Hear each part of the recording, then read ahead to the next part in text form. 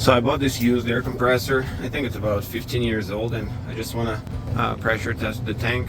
I removed the pump, and for the time being I filled it up with first I used vinegar, but vinegar is more expensive than this citric acid, so I had a 5-pound bag for 20 gallons, so I filled it up, and now I'm just gonna connect this device and pressure test it to make sure that it's safe, because I don't know how much rust there was over the course of the life of this air compressor. I don't know if it was drained regularly, so before I put it to use, I'm gonna pressure test it. So from, if I remember correctly, about 1 MPa is about 200 psi in my tank. The release valve on this is rated at 150 psi. So I think if it holds for at 200, maybe, I don't know, I'll try an hour, then it's a good sign. So here's the test I'm doing. 1.5 MPa is about 225 psi, and I think the maximum psi here is 150, so if I go 50% over the max, it will give me 225 psi where I'm sitting right now. So it's holding pretty good. There is a minor leak right here, but it's barely dropping the pressure at all, very slowly. I can always just pump it up a little bit, and really sealed off everything else. So this is full of water now, and actually full of water and baking soda. I think I put 2 pounds of baking soda just to neutralize the vinegar and the citric acid that I used to remove all the rust. So now I'm just gonna wait about maybe 20 minutes, half an hour, and just gonna keep the pressure. And I don't think there's anything wrong with this tank, and I'll feel pretty confident putting it back in use. I'm just gonna coat it from the inside with some kind of oil so that it doesn't rust. Maybe I'll just coat it with a rust converter as well, and then just coat it with oil and then put it all back together. So the pressure is holding pretty well. I have no issues. I think this tank is very robust. I don't have to worry about it blowing up. It's sitting over 225 psi comfortably without any issues. The only leak is right here. It's very, very minor. And I'm gonna drain it now one more time. I've drained it 2 times, first with vinegar and second time with this citric acid. So I'll drain it one more time and then dry it out. I expect it to be pretty clean water coming out. So to remove the pressure, you just unscrew this, and then you gotta drop the pressure, and then I'll unscrew the bottom piece.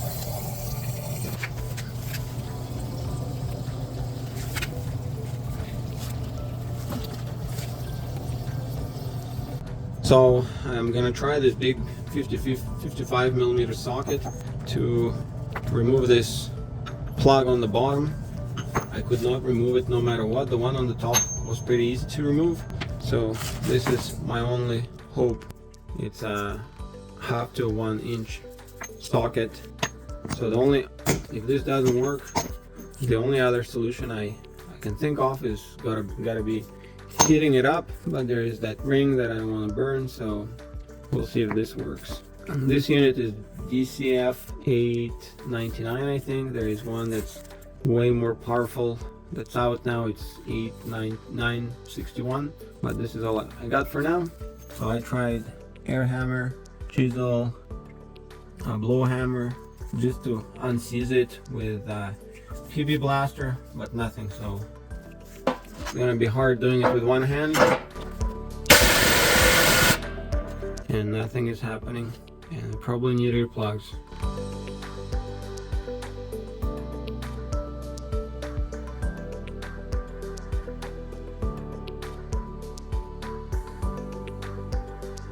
This was complete bullshit, but I wedged the tank under the car lift arm, and I had to use a 1 inch breaker bar that's 4 inches long, but I was finally able to break it loose. I thought this wasn't going to happen, but it did. So now I can take it out yeah, this took a lot of effort. I don't know why, but finally I was able to break it loose, and I didn't damage anything. I didn't damage the O-ring. Now maybe I'll cut those grooves a little deeper. Maybe I'll cut them here as well so that it can drain better, and then I'll reassemble these parts. So this was probably a little extreme, but now the two cutouts that I had here, I extended them, and I made 2 more. I could probably just completely cut it off here. I don't know. It should be good now to drain the water, and it's not going to protrude past the point where the water will accumulate. The cutouts will, I think they will be lower, so I can start putting it back together. So I'm ready to reinstall this plug. I just did some cutouts so that the water can drain more easily and that it doesn't get stuck here. I did cut off a bunch of threads because they were rusted, so I don't know, maybe 3-4 threads I cut out. I don't think they're needed anyways. There's still, I think, more threads on the plug that on the inside, but maybe about the same, so I'll be able to screw it in. Having had this access helped me spray more corrosion preventative oil, so now the whole inside has been thoroughly cleaned of rust and coated with a anti-corrosion coating. And now I can reinstall this piece, put the rubber back on. So now that this is a 1/2 inch, I can actually have a faster drain. So initially I had a 1/4 drain, and this is the only hose that I could find for a drain. So what I did instead, I bought a 1/2 inch T with a hose. So now we're gonna install a 1/2 inch hose on this T, and when I need to drain the compressor, it's gonna take a lot less time. So this is my plan for the drain. Just open this valve and then I can drain a lot faster, and it gives me a good extension here. Now the next step is where actually I need the air, and so that the air can come at a higher flow rate, which I don't know if it will matter for my application, but again, it's gonna be a 1/2 instead of a 1/4. So this way when I need air, I can just turn it on, and if I want to turn it off, it's gonna be easy enough.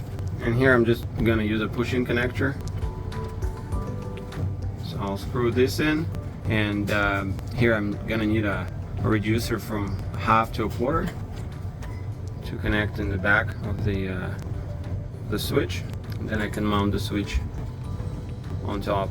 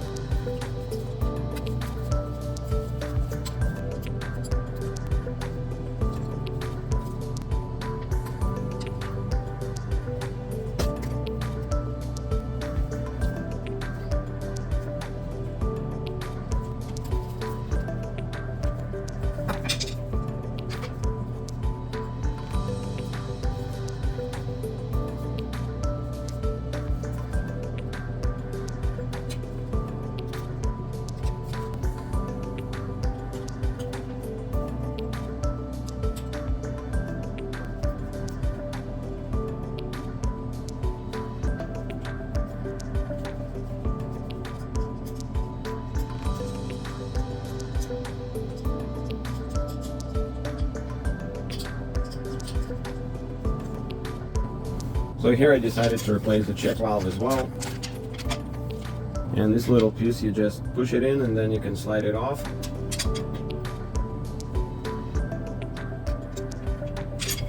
They do look a little different, but I did check the part number, so they should still work.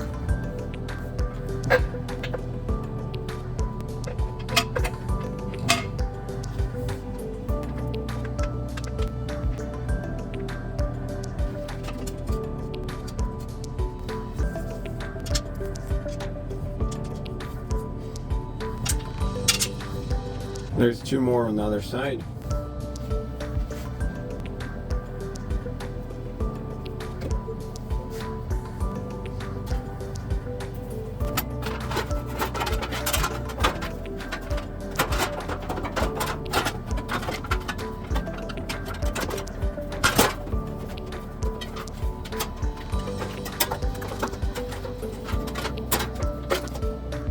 So there's going to be 4 bolts,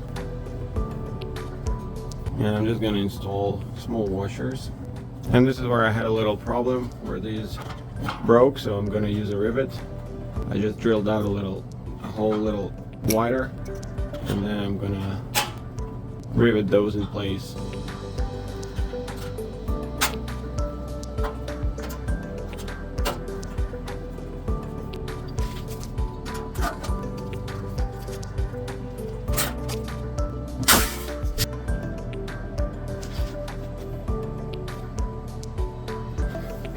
So I think this is not going anywhere.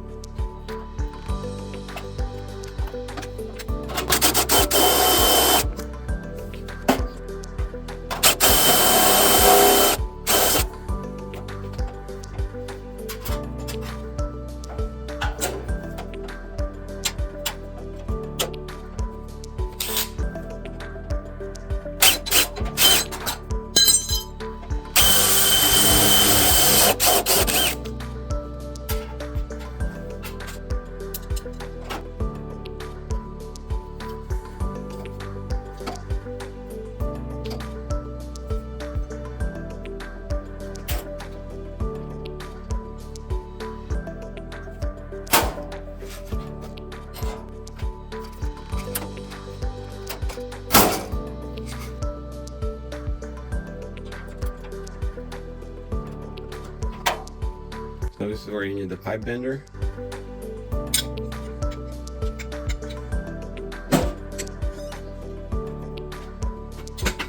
So the first pipe I'm bending is the one that's going out of the pump into the radiator.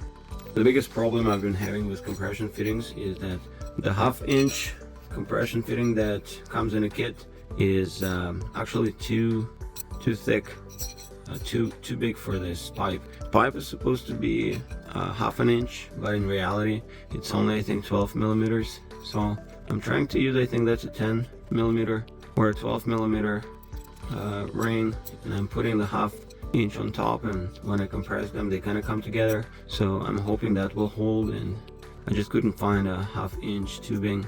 So in the end it kind of ends up being like this, and if it leaks I will have to get proper tubing. So the end result so far is that I got this pipe coming out of the air pump, which goes into the radiator, gets cooled down, and then comes out, goes through the air filter and then the moisture filter, and then it comes back into the tank. That should be pretty cold by then and pretty dry, and then I'm going to set this pressure regulator to whatever I need by turning this screw, and this is what I'm going to do for the time being, and then see if I need to readjust anything.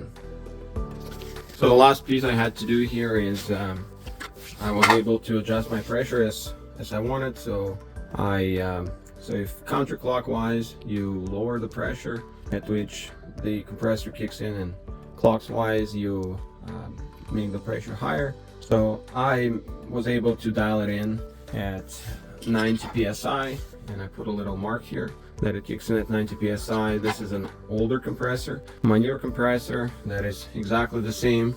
It's gonna kick in at 100 psi, and then if it can't keep up, then this compressor will be the backup compressor. So I'm all done with my setup. I'm gonna connect it all to my sandblasting machine, and hopefully the air will be way drier. So here's my setup, and I do regret buying those Chinese tubings because they're all mislabeled. I think they're supposed to be labeled by the inner diameter, instead they were labeled by outer diameter. So the inner diameter is 3/8, so that's why I use 2 from both compressors to maximize the airflow. I have more air coming to the rest of my shop if I need to, but it's closed off right now. I really don't use it for much other than sandblasting. Everything else I got power tools for. And here I have no choice, but I'm gonna merge it into one. But at this point it's pretty quick run of 3/8, and then it goes straight into my blasting cabinet. It's a little bit hard to see here, but I'm gonna start blasting, and I'm more than impressed with the results.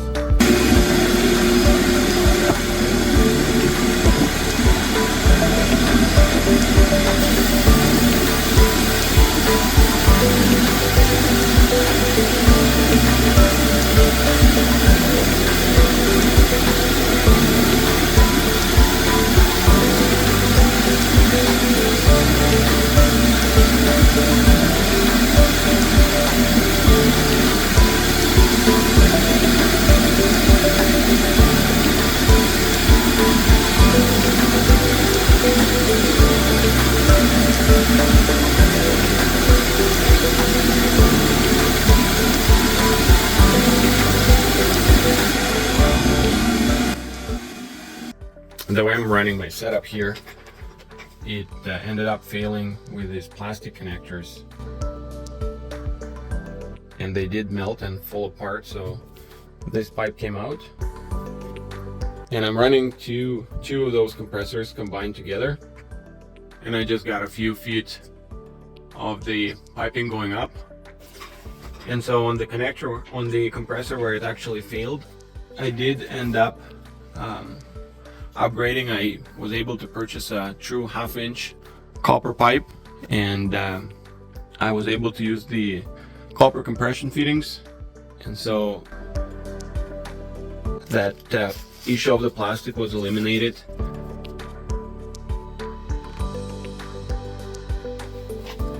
Now this is what it looks like on the other side, and I got 2 of these, and they're both 3/8. So 2 of 3/8 is going to end up to being 6/8, which is actually more than if it was just a 1/2-inch inner diameter. And this is where they connect quickly. And I just wanted to show this this air compressor setup I was making was 95% for sandblasting. And here again, to keep the restriction to a minimum, I used a 1/2-inch hose with a 3/8 connectors. And on the gun side, what I did, since this only accepts 1/4, I used a Milton V-type connector, and this connector is actually a lot wider diameter than the regular 1/4 connector.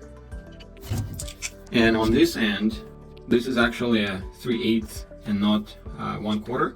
And the benefit is that those Milton plugs, they actually go into the 3/8 connector, and just had to use my both hands here. And here's actually just another demonstration so that to make it clear. So this coupler, it's actually 3/8, and this plug connector is 1/4, and it's oversized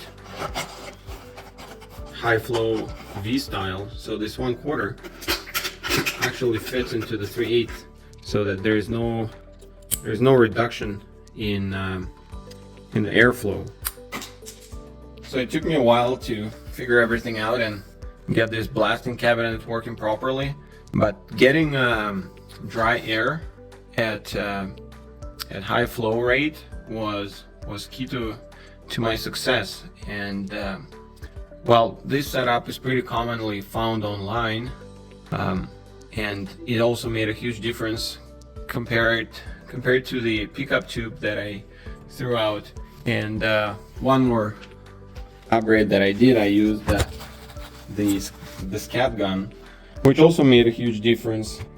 And on the scat gun, I upgraded to the carbide nozzle, which doesn't wear out fast at all. And I'm just gonna show you what's the end result of all this work.